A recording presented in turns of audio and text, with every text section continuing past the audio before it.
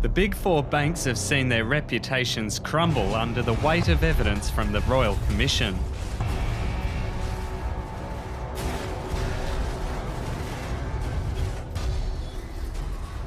For decades, the Big Four have towered over Australia's financial landscape, and cracks in their health will reverberate across the economy. This is why. The Big Four are among the top 7 companies in Australia by share market value and account for more than 20% of the ASX 200 index.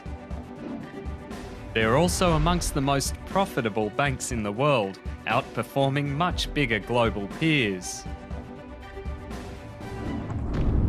Combined, the Big Four hold assets that are more than twice the size of Australia's annual economic output. The Commonwealth Bank is nudging $1 trillion in assets, mostly loans. Their profitability rests on a lack of competition, with Australia's top 5 banks holding one of the biggest market shares in the world. With more than 80% of the home loan market and leading positions in business banking, credit cards and personal loans, the Big Four have enormous pricing power to set interest rates. Australia's major banks also profit from a narrow focus on retail banking, especially mortgage lending, leading the world in the proportion of home loans on their books.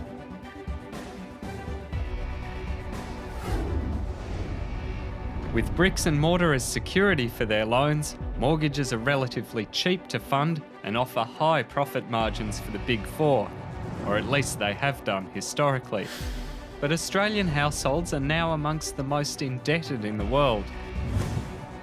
At 120% of GDP, Australians blitz most other nations by a long shot. Australian real estate is also amongst the most expensive in the world. Despite the recent price falls, some international indexes still place Sydney third, behind only Hong Kong and Vancouver for housing unaffordability. Already, a Royal Commission crackdown on poor lending practices has seen house prices tumble in Sydney and Melbourne. This threatens the bank's profitability as they own virtually all the mortgages backed by assets that are now falling in value. 3 of the Big Four are bailing out of their other big retail business in wealth management, amid scandals around fees for no service, charging the dead, failing to pay out on insurance policies, and generally not acting in their clients' best interests. The banks entered the Royal Commission quite literally on top of the world, but they may be happy to exit it still standing.